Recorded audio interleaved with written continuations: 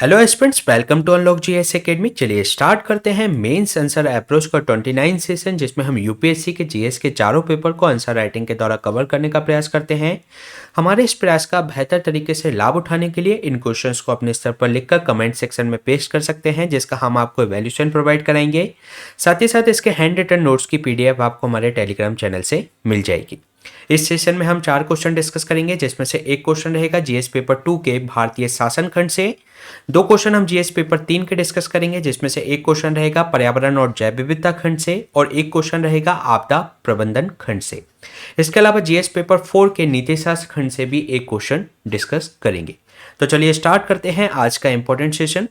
ये question number 113 है। Previous 112 question हम प्रीवियस 28 सेशन में कवर करा चुके हैं, जिसका लिंक आपको डिस्क्रिप्शन में मिल जाएगा। ये क्वेश्चन आपके जीएस पेपर 2 के भारतीय गवर्नेंस खंड से है, जिसमें आपसे पूछा गया है कि सामाजिक अंकेक्षण क्या है, यानी कि सोशल ऑडिटिंग क्या है, भारत में इसके महत्व और इसकी सीमाओं का विवरण प्रस्तुत कीजिए। तो इस क्वेश्चन का आंसर आपको 150 शब्दों में देना है। इस क्वेश्चन को सॉल्व करने की हमारी वही अप्रोच रहेगी। सबसे पहले हम इसके इंट्रोडक्शन से इसकी शुरुआत करेंगे, फिर इसकी संरचना या बॉडी का निर्माण करेंगे, फिर निष्कर्ष के साथ इस क्वेश्चन को एंड करेंगे। सबसे पहले अगर हम इसके इंट्रोडक्शन की बात करें तो इसमें सामाजिक अंकेक्षण के बारे में बताते हुए हम इस क्वेश्चन को स्टार्ट कर सकते हैं। सामाजिक अंकेक्षण यानी कि सोशल ऑडिटिंग लोगों की सक्रिय भागीदारी के साथ संचालित एक कार्यक्रम होता है, जिसमें योजनाओं का परीक्षण एवं मूल्यांकन समाज के द्वारा किया जाता है। ये मूल्यांकन आपके जो आधिकारिक रिकॉर्ड की जो वास्तविक स्थितियों के साथ तुलना करते हुए, साथ ही साथ ये सामाजिक रूपांतरण और सामुदायिक भागीदारी और सरकार की जवाबदेही सुनिश्चित करने वाला एक प्रभावी साधन है। अगर हम बात करें भारत में, तो जो हमारा मनरेगा जो अधिनियम है, राष्ट्रीय ग्रामीण रोजगार गारंटी अधिनियम 2005, इसके अलावा जो राष्ट्रीय खाद्य सुरक्षा अधिनियम 2013, जिसको हम नेशनल फूड सिक्योरिटी एक्ट के नाम से जानते हैं, के लिए ये जो सामाजिक अंकेक्षण है वह अनिवार्य किया गया है। इसके अलावा मेघालय जैसे कुछ राज्यों ने अपनी विभिन्न योजनाओं के लिए भी सार्वजनिक अंकेक्षण को अनिवार्य करते हुए कानून को अधिनियमित किया है। इसके अलावा अगर हम बात करें जो सामाजिक अंकेक्षण भारतीय संदर्भ में क्यों महत्व का है उसके बारे में, तो ये एक तरीके से सहभागी लोकतंत्र को बनाए रखने में एक महत्वपूर्ण भूमिका निभाता है, क्योंकि प्रक्रिया को सहभागी बनाते हुए लोगों द्वारा अपने क्षेत्र में जो उनके सरकारी कार्यक्रम चल रहे हैं, उनका जो क्रियान्वयन चल रहा है, उसका वो प्रत्यक्ष रूप से अवलोकन करते हैं और उसका जो ये प्रभाव ये होता है कि दीर्घकालिक रूप से वहाँ के लोग भी सशक्त होते हैं और वहाँ का जो विकास जो प्रक्रिया है वह एक तरीके से तीव्र होती है और अधिक समावेशी विकास वहाँ पर सुनिश्चित हो पाता है। इसके अलावा इससे जवाबदेहिता और पारदर्शिता भी सुनिश्चित होती है, क्योंकि अगर किसी सामाजिक कार्यक्रम के अगर कोई लक्ष्य रखा गया है और जो वास्तविकता में उसका जो क्रियान्वयन चल रहा है, तो उसके मध्य जो अंतर है उसको कम करने में ये महत्वपूर्ण भूमिका निभाता है। साथ ही साथ ये इच्छित उद्देश्य की पूर्ति भी ये सुनिश्चित करता है।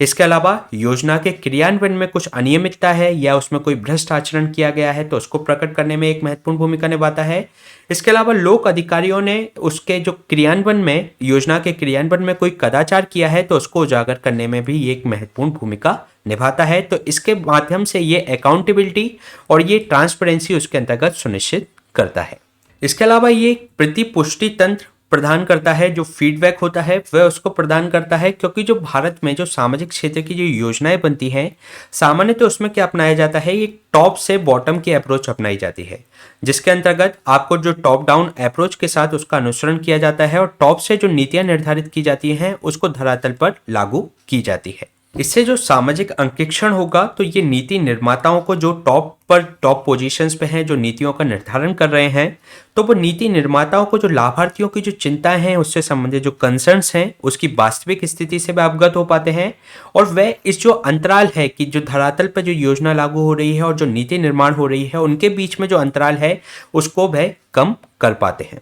इसके अलावा ये एक तरीके से व्यावसायिकता, जो प्रोफेशनलिटी होती है, उसको भी बढ़ावा देता है, क्योंकि जो स्थानीय निकाय हैं उसको जो प्राप्त अनुदानों के सापेक्ष उनके कितने व्यय किए गए हैं उसका जो उचित रिकॉर्ड एवं उसका विवरण देने के लिए उनको विवश होना पड़ता है। तो उनके अंतर्गत एक रिकॉर्ड को मेंटेन करने की एक प्रोफेशनलिटी उसके अंतर्गत मेंटेन होती है। इसके अलावा अगर हम बात करें, दस्ता एवं योजना की प्रभावशीलता इससे बढ़ जाती है। हाशिए पर रहने वाले जो वंचित समूह हैं उनको ये लाभान्वित होता है क्योंकि योजना का क्रियान्वयन ठीक तरीके से सुनिश्चित हो पाता है। इसके अलावा सामाजिक निर्णय में निर्माण को एक तरीके से जो सोशल कम्युनिटी का जो एक है उसके निर्णय से उसको प्रोत्साहित किया जाता है। साथ ही साथ सामाजिक और जो मानवीय पूंजी को विकसित करने में एक महत्वपूर्ण भूमिका निभाता है। तो ये हमने बात की जो भारतीय संदर्भ में सामाजिक अंकेक्षण का क्या महत्व है, लेकिन इससे संबंधित कुछ सीमाएं भी हैं। अगर हम उसकी बात करें तो इसकी एक राज्य की दुर्बल जो अनुक्रियाशीलता है कि मतलब उनकी जो रिएक्टिविटी है वह इसके अंतर्गत कम है, क्योंकि जो वरिष्ठ अधिकारियों के समर्थन के अभाव को सामाजिक अंकेक्षण के समक्ष एक बड़ी चुनौती माना जाता है। तो इससे जो फीडबैक मिलता है सामाजिक अंकेक्षण के माध्यम से, तो जो उनकी जो चिंताएं हैं उसको दूर करने के लिए जो वरिष्ठ अधिकारी हैं उनका समर्थन उनको नहीं मिल पाता, जिसके कारण से ये एक तरीके से एक बड़ी चुनौती है सामाजिक अंकेक्षण में। साथ ही साथ इसके जो निष्कर्षों की जांच एवं संबद्ध कार्रवाई हेतु किसी स्वतंत्र अभिकरण को स्थापित नहीं किया गया है। वो जो ब्यूरोक्रेसी है उसके माध्यम से ही इसकी जांच की जाती है। तो इससे एक होता क्या है कि उन्हीं को वही लोग क्रियान्वयन कर रहे हैं और वही लोग जांच कर रहे हैं, जिससे निष्कर्षों की जांच में जो एक दक्षता आनी चाहिए वह नहीं आ पाती और जो उनका जो क्रियान्वयन के अंदर का जो सुधार किया जाना है वह उस दक्षपूर्ण तरीके से नहीं हो पाता। तो इसके लिए जरूरी है कि एक स्वतंत्र अभिकरण का इसमें स्थापना की जाए। इसके अलावा अगर हम बात करें जो प्रक्रियात्मक जो आवश्यकता का अनुपालन न करना, प्रोसीजरल जो आवश्यकताएं होती हैं उसका अनुपालन न करने के कारण भी ये इसके लिए एक सीमा है। अगर हम बात करें कई राज्यों में जो सामाजिक अंकेक्षण की इकाइयां हैं, कार्यों के निष्पादन और व्यय के संबंध में ग्राम पंचायत जो रिकॉर्ड रखती हैं उनसे रिकॉर्ड प्राप्त करने का प्रयास ही नहीं करते। साथ ही साथ जो अंकेक्षण जो रिपोर्ट होती है, जो ऑडिटिंग जो रिपोर्ट होती है, वह स्थानीय भाषाओं में या तो तैयार ही नहीं की जाती और या ग्राम सभाओं को उपलब्ध ही नहीं कराई जाती। तो ये इसके लिए एक महत्वपूर्ण सीमा है। इसके अलावा अगर हम बात करें इसमें जो सीमित दायरा है, क्योंकि जो सामाजिक अंकेक्षण का जो दायरा है वह अत्यधिक स्थानीयकृत है। ये वित्तीय अनुपालन और जो प्रदर्शन लेखा परीक्षण में कुछ चयनित पहलुओं को ही उसके अंतर्गत अंकेक्षित करता है, क्योंकि ये इसके अंतर्गत जो योजना होती है उसका पूरी तरीके से ऑडिटिंग नहीं की जाती बल्कि उसके कुछ पहलुओं पर ही उसमें ऑडिटिंग की जाती है। तो इसका जो एक दायरा है काफी सीमित है। इसके अलावा इससे संबंधित जागरूकता का अभाव है। जो सोशल ऑडिटिंग के संबंध में जो ग्राम सभा को अपनी शक्तियों एवं उत्तरदायित्व के बारे में जागरूकता ही नहीं होती, तो उसका एक जागरूकता का अभाव भी एक कारण है। साथ ही साथ जो ग्रामीण जो जन आजीविका, अगर जो ग्रामीण जन की अगर हम बात करें तो वे अपने रोजगार एवं अन्य मुद्दों में ही इतने उलझे हो रहते हैं कि वे इन संबंध में कोई अन्य रुचि नहीं लेते। इसके अलावा अगर हम बात करें तो इनकी जो अपर्याप्त क्षमता भी एक महत्वपूर्ण सीमा है। अगर जो सामाजिक अंकेक्षण को संस्थागत तंत्र नहीं बनाया गया है, इसके लिए जो लेखा परीक्षा जो क्रियान्वयन जो एजेंसी के प्रति वल्नरेबल रहती हैं, क्योंकि अगर वो किसी योजना से संबंधित कोई बड़े अधिकारी के खिलाफ अगर कोई जांच या कोई उसमें एनालिसिस करती है तो वह उनके लिए एक तरीके से विपरीत रूप से उनको प्रभावित कर सकता है। साथ ही साथ जो सूचना के प्रकटीकरण और गैर सहायक एक तरीके से इसमें भी एक बहुत बड़ी सीमा है। इसके अलावा अगर हम इसके निष्कर्ष की बात करें तो इसमें जो यदि हम सामाजिक अंकेक्षण अगर अक्षरश से अगर उसको क्रियान्वित करें तो ये भारत के सामाजिक क्षेत्र हेतु एक निर्णायक भूमिका का संपादन कर सकता है और साथ ही साथ राज्य को इसे आवश्यक संस्थागत और प्रशासनिक एवं वित्तीय सहायता प्रदान करनी चाहिए। अगर हम बात करें आंध्र प्रदेश का जो एक तरीके से सोशल ऑडिटिंग का जो मॉडल है वह एक बेहतर मॉडल है। अगर हम बात करें आंध्र प्रदेश की जो social audit accountability and transparency यानी कि सेट की जो सफलता है वह देश भर में उसका अगर अनुसरण किया जाता है तो वह काफ़ी लाभदायक हो सकता है। तो ये क्वेश्चन हमने डिस्कस किया जीएस पेपर 2 के भारतीय गवर्नेंस खंड से। चलिए चलते हैं नेक्स्ट क्वेश्चन पे। नेक्स्ट क्वेश्चन ये आपकी आपदा प्रबंधन खंड से है जो जीएस पेपर 3 से संबंधित है। इसमें आपसे पूछा गया है कि भारत में बारंबार बाढ़ की घटना के पीछे उत्तरदायी कारणों पर प्रकाश डालिए। साथ ही साथ बाढ़ प्रबंधन के लिए एनडीएमए यानी कि नेशनल डिजास्टर मैनेजमेंट अथॉरिटी के दिशा निर्देशों का भी उल्लेख कीजिए। तो इस क्वेश्चन का आंसर आपको 250 शब्दों में देना है। तो सबसे पहले हम इसके इंट्रोडक्शन से इसकी शुरुआत कर सकते हैं, जिसमें हम बताएंगे कि बाढ़ नदी धाराओं के साथ अथवा तटों पर उच्च जल स्तर की अवस्था है जिसमें सामान्यतः जो जलमग्न ना होने वाली जो भूमि है वह जल प्लावित हो जाती है। इसके अलावा ये प्राकृतिक भी हो सकती है, नेचुरल भी हो सकती है या मैन मेड यानी कि मानव निर्मित भी हो सकती है। भारतीय भूवैज्ञानिक सर्वेक्षण यानी कि जियोलॉजिकल सर्वे ऑफ इंडिया के अनुसार भारत के जो कुल भौगोलिक क्षेत्र का लगभग 12% से अधिक जो क्षेत्र है वह बाढ़ प्रवणता वाला क्षेत्र है। तो इसमें बाढ़ की डेफिनेशन से हम इस क्वेश्चन की स्टार्टिंग कर सकते हैं। इसके अलावा अगर हम बात करें जो बारंबार बाढ़ की घटना के लिए उत्तरदायी कारण कौन से हैं, इसके अंतर्गत फर्स्ट कारण यह है कि नदियों का अनियमित मार्ग। इसके अंतर्गत जो नदी है वह अपना जो मार्ग लगातार परिवर्तन करती है, जैसे कि हमें देखने को मिलता है कि जब ब्रह्मपुत्र अपने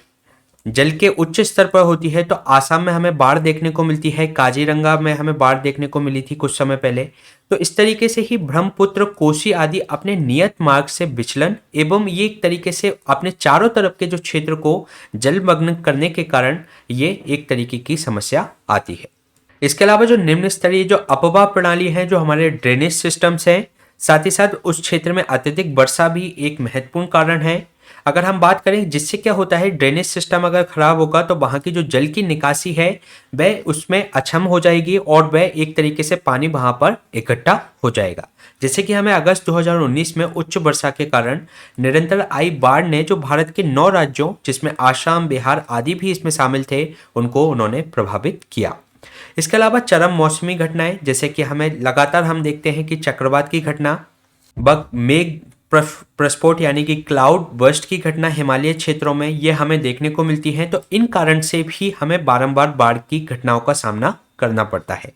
इसके अलावा अगर हम बात करें जो नदियों की जो वहन क्षमता है, जो उनकी कैरिंग कैपेसिटी है वो कम हो जाती है, क्योंकि जो तलछट और जो बालू तथा मलबे की स्थिति की अगर हम बात करें तो वह भूस्खलन के कारण जो मलबा है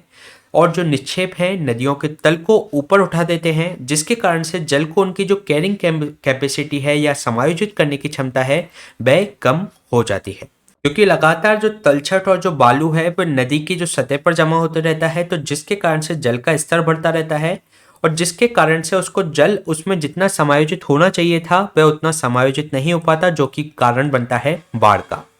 इसके अलावा बांधों का जो निम्न स्तरीय जो प्रबंधन है वह भी एक महत्वपूर्ण कारण है, क्योंकि जो पुराने बांधों की विफलता और बांधों से जो जल का अनियमित निर्गमन, बांध सुरक्षा मानकों का जो मानक जो बनाए गए हैं उसका लगातार उल्लंघन, ये एक महत्वपूर्ण कारण है बाढ़ आने का। जैसे कि हमें चेन्नई में 2015 में जो बाढ़ आई थी वह इसका एक महत्वपूर्ण कारण था। इसके अलावा लगातार शहरीकरण बढ़ता जा रहा है, अनियोजित जो नगरीकरण किए जा रहे हैं वह भी एक महत्वपूर्ण कारण है, क्योंकि जो बाढ़ग्रस्त मैदानों में जो अनियोजित जो विकास गतिविधियां संचालित की जा रही हैं, जो उनका जो चैनल होता है नदियों का, तो उस पर ही विकास कर दिया जाता है, उस पर ही अवसंरचना का निर्माण कर दिया जाता है। तो बाद में जब वह अपनी नदी उस पथ पर वापस आती है तो वह बाढ़ का कारण बनती है। इसके अलावा अन्य कारकों की अगर हम बात करें तो हिम का पिघलना, वनोन्मूलन करना, लगातार वनों का कटाव, उच्च ज्वार के दौरान जो समुद्री जल से जो भूमि क्षेत्रों की जो एरिया है वह जलमग्न हो जाना, ये भी एक बाढ़ का कारण है। इसके अलावा अगर हम बात करें तो ये तो हमने बाढ़ के कारणों के बारे में बात की। जो इससे संबंधित जो एनडीएमए के जो दिशा निर्देश हैं अगर हम उनकी बात करें तो एनडीएमए के द्वारा एक कहा गया है कि एक संस्थागत ढांचा तैयार किया जाए, जिसके अंतर्गत आपकी जो राष्ट्रीय कार्यकारी समिति है ये होगी एनडीएमए की सहायता के लिए। इसके अलावा एक नदी बेसिन संगठन जो कि नदी बेसिन स्तर पर जल संसाधन के लिए, उसके प्रबंधन से संबंध कार्य करने के लिए। इसके अलावा एक राष्ट्रीय बाढ़ प्रबंधन संस्थान जो कि प्रशिक्षण प्रदान करेगा जब बाढ़ की स्थिति आती है तो उस समय के लिए। तो एक तरीके के इन 3 संगठनों को संस्थागत ढांचा के रूप में निर्मित करने का इन्होंने दिशा निर्देश दिए हैं एनडीएमए के द्वारा, जिसमें है आपका राष्ट्रीय कार्यकारी समिति, नदी बेसिन संगठन और राष्ट्रीय बाढ़ प्रबंधन संस्थान। इसके अलावा बाढ़ से बचाव, तैयारी और उसके मिटिगेशन यानी कि शमन के लिए भी उन्होंने कई दिशा निर्देश दिए हैं, जिसमें संरचनाओं को बाढ़ रोधी बनाना, साथ ही साथ बाढ़ग्रस्त मैदानों की जो गतिविधियां हैं उसको रेगुलेट करना। इसके अलावा जो बाढ़ के पूर्वानुमान और उनकी जो प्रारंभिक जो चेतावनी जो प्रणाली होती है उसको विकसित करना, और जो आपकी जो डिसीजन सपोर्ट जो सिस्टम है, जो आपका जो निर्णय समर्थन जो प्रणाली है उसको स्थापित करने की इसके अंतर्गत जरूरत है।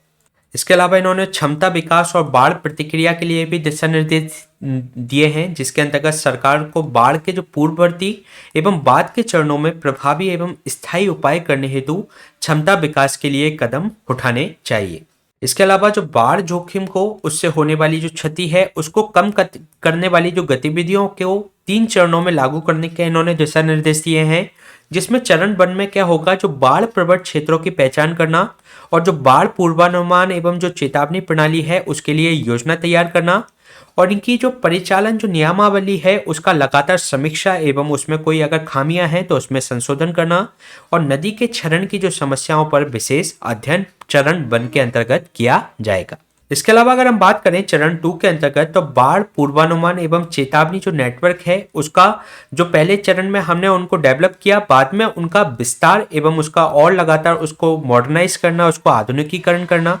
इसके अलावा बाढ़ से संरक्षण, जल निकासी सुधार योजनाओं का निष्पादन, विस्तृत परियोजना रिपोर्ट का नियोजन एवं तैयारी आदि जो गतिविधियां हैं, जो बाढ़ प्रबंधन योजना है उसको लागू करना, ये किया जाएगा चरण 2 के अंतर्गत। इसके अलावा चरण 3 के अंतर्गत भारत के साथ साथ जो पड़ोसी देश हैं जिनके में बांधों का निर्माण करना, डैम्स का निर्माण करना और उनके जो जल ग्रहण क्षेत्र, उपचार कार्यों जैसी गतिविधियों का भी उन क्षेत्रों में क्रियान्वयन करना। इसके अलावा एक इस पीरियोडिक रूप में उनकी जो हमने जो डेवलप की हैं, जो कि हमारी पूर्व चेतावनी जो प्रणालियां हैं, जो अन्य जो बांध हैं, जो तटबंध हमने बनाए हैं, उसका पीरियोडिक रूप से आवर्ती रूप से उन गतिविधियों को उसके अंतर्गत समीक्षा करना, उनकी निगरानी करना। बाढ़ के जो जोखिम करने हेतु जो हमने बांध बनाए हैं, तटबंध तैयार किए हैं या अन्य जो संरचनात्मक जो हमने उपाय किए हैं, चेतावनी प्रणाली तैयार की है या उसका लगातार आधुनिकीकरण किया है, तो ऐसी गतिविधियों की नियमित आधार पर, पीरियोडिक आधार पर उनकी निगरानी एवं समीक्षा करना। इसके अलावा अगर हम इसके निष्कर्ष की बात करें तो ये दिशा निर्देश आधुनिक प्रौद्योगिकी के लाभों का संगठित प्रयास एवं समन हेतु सतत प्रयत्नों के महत्व का वर्णन करते हुए इनके एक समेकित उपाय पर बल देता है। इसके अलावा इन दिशा निर्देशों की सफलता सरकार द्वारा जो निर्मित की गई जो आपकी फ्लड मैनेजमेंट जो प्लान्स हैं उसकी प्रभावकारिता पर ही निर्भर करेगी। तो इन दिशा निर्देशों को संगठित प्रयास के माध्यम से, इनके सतत प्रयत्नों के माध्यम से इनको आगे बढ़ाए जाने की आवश्यकता है। तो ये क्वेश्चन हमने डिस्कस किया जीएस पेपर 3 के आपदा प्रबंधन खंड से। चलिए चलते हैं नेक्स्ट क्वेश्चन पे। नेक्स्ट क्वेश्चन है आपका जीएस पेपर 3 के पर्यावरण और जैव विविधता खंड से, जिसमें आपसे पूछा गया है कि सुपोषण क्या है, यानी कि यूट्रोफिकेशन क्या है, इसके पारिस्थितिकी परिणामों पर प्रकाश डालते हुए इससे निपटने हेतु कुछ उपायों का सुझाव दीजिए। तो इस क्वेश्चन का आंसर आपको 250 शब्दों में देना है, जिसमें आपको सुपोषण के बारे में बताना है, उसके पारिस्थितिक परिणामों पर प्रकाश डालते हुए उससे के क्या उपाय हो सकते हैं उसके बारे में भी आपको चर्चा करनी है। तो सबसे पहले हम इसके इंट्रोडक्शन में सुपोषण की परिभाषा से इसकी क्वेश्चन की स्टार्टिंग कर सकते हैं, जिसमें हम बताएंगे कि सुपोषण एक ऐसी प्रक्रिया है जिसके द्वारा एक जलीय निकाय उसके अंतर्गत जो घुलित जो पोषक तत्व हैं जिसमें महत्वपूर्ण होते हैं नाइट्रेट्स और फास्फेट, उससे वह समृद्ध हो जाता है। अगर हम इसको लेमन वर्ड में अगर समझने की कोशिश करें तो कोई ये वाटर बॉडी है, उसके अंतर्गत जो पोषक तत्व हैं जिसमें आपके नाइट्रेट्स और आपके फॉस्फेट्स, तो वह पोषक तत्वों की इसके अंतर्गत अधिकता हो जाती है, इसी को सुपोषण कहा जाता है। इससे जलीय पौधों के जो जीवन है उनके विकास में वृद्धि होती है। लगातार जो पोषक तत्व लगातार बढ़ेंगे तो उनके जीवन के विकास में वृद्धि होगी, जिससे इसके अंतर्गत वाटर बॉडीज के अंतर्गत जो भी ऑक्सीजन है वह उसको कंज्यूम कर लेते हैं, उसका अपक्षय कर देते हैं, जिसके कारण से जो वाटर के अंतर्गत जो डिजॉल्व जो ऑक्सीजन होती है वह उसकी मात्रा उसके अंतर्गत कम हो जाती है। और ये एक प्राकृतिक रूप से हजारों वर्षों में घटित हुई, क्योंकि जो झीलें हैं समय के साथ परिवर्तित होने लगती हैं और ये अवसादों से भर जाती हैं। तो ये प्रक्रिया आपका ऐसा नहीं तुरंत हो जाती है, ये कई सारे वर्षों में ये लगातार ये प्रक्रिया चलती रहती है। लेकिन मैन मेड कारणों से, मानव जनित कारणों से ये प्रक्रिया तीव्र हुई है। इसके अलावा अगर हम बात करें जो इसके मानव जनित कारकों, जैसे कि आपके जो सीवेज हैं, जो आपके जो अपमार्जक हैं या उर्वरक हैं, अन्य जो पोषक जो स्रोतों के माध्यम से पारिस्थितिकी तंत्र में प्रवेश कर जाते हैं और इसलिए लगातार इस प्रक्रिया की गति को तीव्र कर रहे हैं। अगर हम बात करें सुपोषण से संबंधित 2 तीव्र परिघटनाओं की, तो झील के गहरे भाग में एक तरीके से आपको हाइपोक्सिया देखने को मिलेगा, यानी कि हाइपोक्सिया मतलब O2 का न्यून स्तर। इसके अलावा इसमें एक एल्गल ब्लूम हो जाता है, लगातार उसमें जो शैवाल है वो उस पर प्रस्फुटित होने लगता है, जो वाटर के जो सतह होती है उसके ऊपर। तो ये दो घटनाएं आपको सुपोषण के अंतर्गत देखने को मिलेगी, जिसके अंतर्गत झील के जो गहरे भाग हैं वे हाइपोक्सिया कंडीशन में आ जाएंगे और जो इसका जो सतह वाला भाग है वह हानिकारक एल्गल ब्लूम से प्रभावित होगा। इसके अलावा अगर हम देखें तो जो सुपोषण की पारिस्थितिकी पर क्या परिणाम पड़ते हैं उसके बारे में, तो ये एक तरीके से जैव विविधता में कमी करता है, क्योंकि जो शैवाल प्रस्फुटन हो जाता है, जो उसकी जो सतह पर शैवाल प्रस्फुटन हो जाता है, तो इसके कारण से जो प्रकाश है वह अंदर नहीं पहुंच पाता, उसके मार्ग को वह अवरुद्ध करता है, जिससे जलीय पौधे जो होते हैं उनकी मृत्यु हो जाती है और जिससे जो डिजॉल्व ऑक्सीजन इसके अंतर्गत जो कम हुई थी उस O2 की पुनः आवर्ती फिर से बाधित हो जाती है। क्योंकि जब ये जलीय पौधे जब प्रकाश संश्लेषण की क्रिया सूर्य के प्रकाश की स्थिति में करेंगे तभी ऑक्सीजन का निर्माण होगा, लेकिन जब वह बाधित हो रहा है प्रकाश, तो इनकी प्रकाश संश्लेषण की क्रिया बाधित होगी,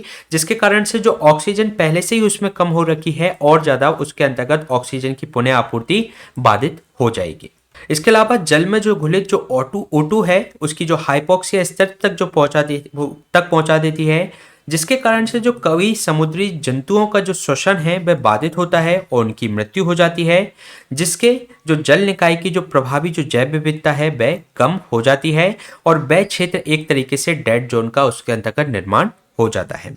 इसके अलावा सुपोषण से कभी कभी CO2 का भी उत्पादन होने लगता है, जो समुद्री जल का एक तरीके से pH को कम कर देता है और pH कम होना यानी कि उसकी अम्लीयता बढ़ना, जिससे अम्लीकरण होने लगता है, जो ओशन का जो एसिडिफिकेशन होने लगता है और जो जलीय जीवों के जो खोल हैं, जो उनके सेल हैं, वह उनकी निर्माण की प्रक्रिया इसके अंतर्गत बाधित होती है। तो इसमें जो तालाब आदि जो इनका जो जल होता है उसका एसिडिफिकेशन इसके अंतर्गत होने लगता है, जिससे जो इसके अंतर्गत जो जलीय जीव होते हैं उनके सेल का जो निर्माण जो लगातार चलता रहता है वह उसके अंतर्गत बाधित होता है। तो एक तरीके से ये जैव विविधता को नुकसान पहुंचाता है। इसके अलावा अगर हम बात करें, इससे एक जल विषाक्तता भी बढ़ती है, क्योंकि जो सुपोषित जल में जो हानिकारक जो शैवाल जो प्रस्फुटन होता है, जिसकी हमने एल्गल ब्लूम की अगर हमने बात की, तो उसके अंतर्गत साइनोबैक्टीरिया जो ब्लूम होता है उसके अंतर्गत एक न्यूरोटॉक्सिन और हेपेटोटॉक्सिन इसके अंतर्गत वे निर्मुक्त कर देते हैं। और ये जो न्यूरोटॉक्सिन और हेपेटोटॉक्सिन होते हैं ये विषाक्त पदार्थ होते हैं, जो कि वहां पर उसके अंतर्गत जलीय बॉडी में जो सेलफिश हैं या अन्य समुद्री जंतु हैं उनके माध्यम से ये पूरी तरीके से संपूर्ण जो हमारी जो फूड चेन है उसके माध्यम से ये मानव के अंतर्गत भी ये संचरित हो जाते हैं। तो एक तरीके से जल विषाक्तता का प्रभाव पूरे हमारे एनवायरनमेंट पर देखने को मिलता है। इसके अलावा नई प्रजातियों द्वारा हस्तक्षेप, क्योंकि जो प्रकाश एवं कुछ पोषक तत्वों की उपलब्धता में परिवर्तन होता है और जो प्रजातियों की जो संरचना में इसके अंतर्गत बदलाव आते हैं, क्योंकि लगातार पोषक तत्व चेंज हो रहे हैं तो नई नई प्रजातियां इसके अंतर्गत जनरेट होती हैं। जैसे अगर हम बात करें नाइट्रोजन की वृद्धि होने से जो हाइसिंथ है जैसी नई प्रजाति और मूल प्रजाति को इसने बाहर कर दिया है, इस तरीके से हाइसिंथ जैसी नई प्रजाति इसमें डेवलप हो जाती है। इसके अलावा जो जल की क्वालिटी है, जल की जो गुणवत्ता है उसका भी लगातार ह्रास होता है और जल की जो अपारदर्शिता है, जो पारदर्शिता है, वह इसके अंतर्गत डिक्रीज होती है। यह हमने बात की यूट्रोफिकेशन यानी कि सुपोषण के पारिस्थितिकी परिणामों के बारे में। अब हम जान लेते हैं इससे संबंधित क्या उपाय हो सकते हैं उनके बारे में। तो जल निकायों की जो गुणवत्ता है उसको नियमित अंतराल पर उसका लगातार उसकी स्टडी किए जाना चाहिए, उसका अध्ययन किया जाना चाहिए। इसके अलावा जो हमारा जो औद्योगिक क्षेत्रों से और जो घरेलू जो अपशिष्ट है उसको जल निकायों में प्रवाहित करने से पहले उसको ट्रीटमेंट किया जाना चाहिए, उसका उपचारित उसके अंतर्गत किए जाने चाहिए। इसके अलावा प्रवाह के माध्यम से जो पोषक तत्वों की जो क्षति हेतु मानकों और तकनीकी आवश्यकताओं जैसे रेगुलेशंस को क्रियान्वित कठोर रूप से किया जाना चाहिए। इसके अलावा करों एवं शुल्कों और जो सब्सिडी दी जा रही है पर्यावरणीय जो बाजारों के माध्यम से पोषक तत्वों को कम करने वाली जो भी कार्रवाई हो सकती हैं उनको कम किया जाना चाहिए। जैसे कि हम बात करें कृषि में जो हम उर्वरक यूज करते हैं तब वह पोषक तत्वों का एक अबेंडेंट भंडार होते हैं, तो जिसके कारण से होता क्या है, अगर हम उसमें सब्सिडी को युक्त करें, उसको एक तरीके से अगर जितनी जरूरत होगी किसानों को फील्ड में उर्वरक डालने की तो वह उतनी ही उसमें उर्वरक का यूज करेंगे, और अभी उनको सब्सिडी मिलती है तो वह एक्सेस में ज़्यादा उर्वरकों का यूज करते हैं। तो अगर हम उसको एक तरीके से उसको विनियमित करें सब्सिडी को, तो इससे हमारा ये सुपोषण की जो समस्या है, क्योंकि जो कृषि का जो उर्वरक है वह जल के माध्यम से सीधे हमारे तालाब और नदियों में प्रसारित होता है, तो जिसके कारण से वहां पर सुपोषण की समस्या आती है, तो उसको हम कंट्रोल कर सकते हैं। इसके अलावा जो पोषक तत्वों का जो अभिग्रहण है, उसका जो चक्रण करने वाले जो प्राकृतिक जो पारिस्थितिकी तंत्र है, उनका संरक्षण किया जाना चाहिए, उनको पुनः स्थापन किया जाना चाहिए। साथ ही जो नीतियों का जो क्रियान्वित एवं उसको प्रवर्तित करने के लिए सुदृढ़, संबद्ध एवं समन्वित संस्थानों की इसके अंतर्गत स्थापना की जानी चाहिए। और सुपोषण के बारे में जागरूकता बढ़ाने हेतु एजुकेशनल आउटरीच प्रोग्राम चलाया जा रहा है, उसको भी लगातार एजुकेशन सेक्टर में उसकी रीच बढ़ाकर उसके बारे में लोगों को अवेयर करना चाहिए। अगर हम इसके निष्कर्ष की बात करें तो उपयुक्त उपायों का प्रभावी क्रियान्वयन और सुपोषण की समस्या से निपटने में सहायक हो सकता है, जो हमने उपायों की बात की उनको। इसके अलावा इस संबंध में जो राष्ट्रीय हमारा जो हरित अधिकरण है यानी कि नेशनल ग्रीन ट्राइब्यूनल है, उसने जीपीएस प्लेटफॉर्म पर जो जल निकायों के मानचित्रण की आवश्यकता को उसने रेखांकित किया है, जिससे जो हमारी जो वाटर बॉडीज हैं उसको जीपीएस पर रेखांकित किया जाए, जिससे उनका ठीक तरीके से उनका निरीक्षण किया जा सके, उनका एनालिसिस किया जा सके। तो ये क्वेश्चन हमने डिस्कस किया जीएस पेपर 3 के पर्यावरण और जैव विविधता खंड से। चलिए चलते हैं नेक्स्ट क्वेश्चन पे। नेक्स्ट क्वेश्चन है आपके जीएस पेपर 4 के नीति शास्त्र खंड से, जिसमें आपसे पूछा गया है कि हित संघर्ष पद से आप क्या समझते हैं, यानी कि कॉन्फ्लिक्ट ऑफ इंटरेस्ट से आप क्या समझते हैं, और लोक सेवा में हित संघर्ष का आपको समाधान करना है तो वह कैसे किया जा सकता है। तो इस क्वेश्चन का आंसर आपको 150 शब्दों में बताना है, जिसमें आपको कॉन्फ्लिक्ट ऑफ इंटरेस्ट के बारे में बताना है और फिर लोक सेवा में किस तरीके से हम उसका समाधान कर सकते हैं उसके बारे में चर्चा करनी है। तो सबसे पहले हम इसके इंट्रोडक्शन से इसकी शुरुआत करेंगे, जिसमें हम कॉन्फ्लिक्ट ऑफ इंटरेस्ट के बारे में बताएंगे, जिसमें हम बताएंगे कि हित संघर्ष किसी अधिकारी के जो लोक कर्तव्य एवं उसके निजी हितों के मध्य विद्यमान संघर्ष है, यानी कि जो वह एक तरीके से जो ड्यूटी निभा रहा है वो उसके बीच में, और साथ ही साथ उसके कुछ जो निजी हित हैं उनके बीच में जो संघर्ष होता है उसको कॉन्फ्लिक्ट ऑफ इंटरेस्ट कहा जाता है। इसकी उपस्थिति उनके आधिकारिक जो कर्तव्यों के निष्पादन को प्रभावित करती है, अथवा इसके कारण जो लोक सेवा में एक तरीके से लोगों का विश्वास में कमी आती है। अगर हम बात करें इसका एक क्लासिक एग्जाम्पल की, तो जो दिल्ली विधानसभा के जो मामले में जहां विधायकों को एक संसदीय सचिव के रूप में नियुक्त कर दिया गया था, तो इस पर न्यायालय द्वारा अवलोकित किया गया कि किसी भी निर्वाचित सदस्यों के कर्तव्य और वह हितों के बीच में इसमें संघर्ष नहीं है। तो इसमें हम कॉन्फ्लिक्ट ऑफ इंटरेस्ट के इस डेफिनेशन और इसके एक एग्जाम्पल से इस क्वेश्चन की शुरुआत कर सकते हैं। अगर हम बात करें ऐसी परिस्थितियां जो हित संघर्ष से संबंधित हैं उनके बारे में, तो जब एक लोक अधिकारी अपने निजी हितों और उसके द्वारा जो धारित जो उसका प्रोफेशनल जो पद है, वो व्यवसायिक जो पद है, उसके मध्य अगर संघर्ष की स्थिति हो जाती है, तब एक स्थिति ऐसी बनती है। साथ ही साथ दूसरी स्थिति तब बन सकती है जब कोई व्यक्ति एक संगठन में है और ऐसे प्राधिकार के पद पर होता है जिससे वह किसी अन्य संगठन के साथ उसके हितों में संघर्ष की स्थिति बनती है। तो ये दो परिस्थितियां इसके अंतर्गत हो सकती हैं। इसके अलावा अगर हम बात करें, यदि कोई व्यक्ति किसी संगठन में उत्तरदायित्व के पद पर होता है तो अन्य संगठन के साथ भी उसके जो हित संबंध होते हैं, तब ऐसे वह संगठन के हितों की बजाय स्वहित पर कार्य कर सकता है। जैसे अगर कोई व्यक्ति किसी इस संगठन में काम कर रहा है, ए संगठन में, और उसके हित उस बी संगठन में जुड़े हुए हैं, और अगर ऐसा कोई कार्य होता है जिसमें अगर बी के हित अगर